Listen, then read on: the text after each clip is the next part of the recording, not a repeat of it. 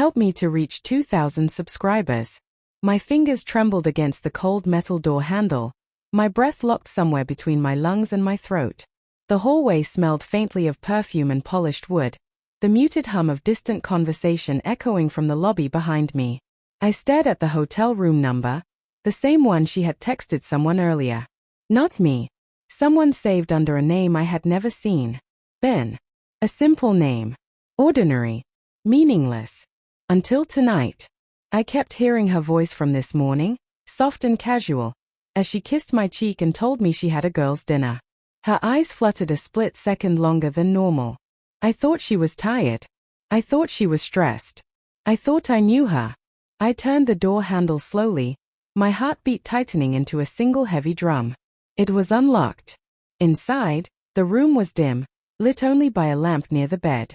The scent hit me first. Her perfume. Our perfume. The one I bought for our anniversary.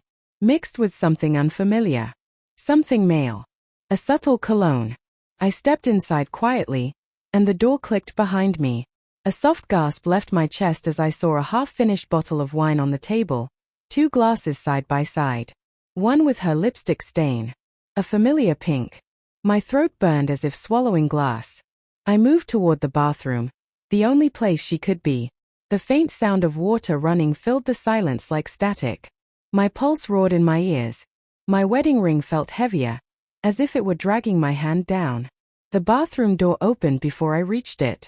She walked out adjusting her hair, her dress, our anniversary dress, the one she promised she would only wear with me. Her eyes lifted, expecting someone else. The moment she saw me, everything shattered. Her smile froze, her hand fell away from her hair, and her lips parted without sound. For a second, pure confusion shadowed her expression. Then fear. Then guilt. "Michael," she whispered, barely audible. I looked at her. Really looked at her. At the woman I shared a life with. The woman whose laughter once felt like my favorite sound. The woman who now stared at me as if I were a stranger. "Girls' night?" I asked, my voice cracking. It came out too soft, too broken. She swallowed hard, her eyes darting toward the bed as if the truth might hide itself. I can explain," she whispered, stepping toward me. "Explain." The word stabbed me. "Who is he?" I asked, forcing each syllable past the weight inside me. Her lips trembled. Tears gathered, but they weren't falling yet. Not yet. Guilt knew timing. "He isn't here," she murmured, voice shaking. "I did not ask where he was," I said. "I asked who he is." My hands balled into fists, nails cutting into my palms. I didn't want to yell. I didn't want to break. I just wanted to understand how the woman I loved ended up here without me. She glanced toward the table, toward the evidence. The wine. The glasses. The betrayal sitting clear in the open, like a wound exposed to air. "It's not what you think," she whispered desperately. I almost laughed. The kind of laugh that hurts. "What do I think?" I asked, stepping closer. "That you got dressed up for a romantic dinner alone? That you booked a room to practice sleeping by yourself?" Her breath hitched, tears finally spilling over. "Please, Michael, just listen. It wasn't supposed to be like this." My stomach twisted. Not supposed to be like what? A secret meeting? A hotel room? A lie right to my face this morning? I tried to speak but my voice cracked into silence. I turned away to steady myself, but pain followed me like a shadow. I looked out the window. City lights blurred through my vision. Somewhere outside, life continued. People laughed, cars passed, music played. The world existed untouched while mine was collapsing from the inside out. She stepped closer again. I felt the warmth of her presence behind me, but it only chilled me further.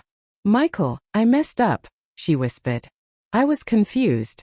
I thought I needed space to figure things out, but I never wanted to hurt you. "Space," I repeated, voice hollow.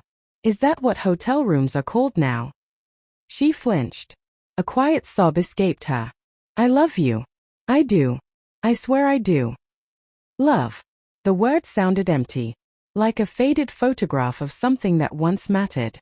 Before I could speak again, The sound of a door opening behind us sliced through the moment. The front door. Soft footsteps. A man's voice humming casually. She froze. Her face drained of color. And I felt something deep inside me fracture beyond repair. The humming stopped. Silence stretched sharp and heavy, like the air before a storm. My wife stood behind me, shoulders rigid, breath trapped, eyes wide with dread. Then footsteps moved closer, slow, unaware, confident. A man walked into the room. He froze when he saw me. His face shifted from casual ease to startled confusion, then to horrifying realization. He looked younger than me. Not by much, but enough to sting. Neatly styled hair, an expensive jacket, the smugness of someone who never expected consequences. I stared at him. I did not speak. I did not know what words could exist in a world that suddenly felt unreal. He looked at her first, then at me again. I did not know he was going to be here, he muttered. He said it like this was an inconvenience. Like I had interrupted something they deserved. My wife stepped forward quickly. Ben, just leave. Please. The name cut deeper now that it had a face. Ben. He did not move. He watched me cautiously. Look, man. I did not mean to get in the middle of anything. I did not know it was serious. My throat tightened. I looked at my wife. He did not know we were married. Her lips pressed together. Tears clung to her lashes. I never said I was married. The world tilted. I gripped the table for balance. Pain pulsed through my chest, slow at first, then violently, like something clawing from inside. How long? My voice was barely sound. She closed her eyes. 3 months. 3 months. 3 whole months of lies disguised as tired days, girls' nights, overtime shifts. 3 months of me thinking I was failing her somehow, while she was already gone. Ben shifted uncomfortably. I am not trying to cause drama. If you want, I can go and you two can talk. Go, I whispered. He nodded once and walked past us without looking back. The door clicked shut. Silence swallowed the room again, thicker than before. She approached me cautiously. Michael, I am so sorry. I was lost. I did not know what I was doing. I just needed to feel something different, something new. I did not mean for it to go this far. I turned to face her. My vision blurred. My breath shook. You could have talked to me. You could have tried. You could have done anything but this. I know. She sobbed, covering her face. I thought about ending it so many times. I told myself it was a mistake, that I loved you more. I wanted to stop. But you did not stop. She shook her head. A tear slid down my cheek before I even felt it coming. You chose him. You chose lies. You chose this room. Her voice cracked. I chose wrong. I made the worst mistake of my life. Please do not leave me. Please. We can fix this. We can go to therapy. I will block him. I will delete everything. I will do anything you ask. My hands trembled. For a moment, the love I had for her flickered through the pain like a dying flame. I remembered our first date, her laughter in the sunlight, the way she held my hand on our wedding day as if she never wanted to let go. But that woman felt like a memory, distant and faded. You already left, I whispered. I am just catching up now. She reached for me. I stepped back. Her face crumpled into fresh heartbreak. Please. I cannot lose you. You lost me when you unlocked that door for him, I answered quietly. You just did not notice at the time. She sank onto the bed, sobbing, breaking apart. Part of me wanted to comfort her. Another part felt numb, hollow, deadened. I took off my ring slowly. The metal felt ice cold in my hand. I set it on the table beside hers. She looked up, eyes raw. Do not do this. Please. We can come back from this. There is no coming back from watching you wait for someone else in a hotel room, I said softly. I turned toward the door. My heart felt heavy and light at the same time, breaking and freeing in the same breath. A strange, painful peace. Where are you going? She cried. Somewhere I do not have to wonder who you are with. She stood abruptly as if to chase me, but her legs gave out and she dropped back onto the mattress, trembling and undone. My hand touched the doorknob. I paused, breathing slowly, forcing air into lungs that did not want to move. She whispered my name like a prayer. Michael. I love you. For a second, that hurt more than anything else. I did not look back. I opened the door and stepped out, letting it close behind me. Her sobs muffled instantly, swallowed by the hallway.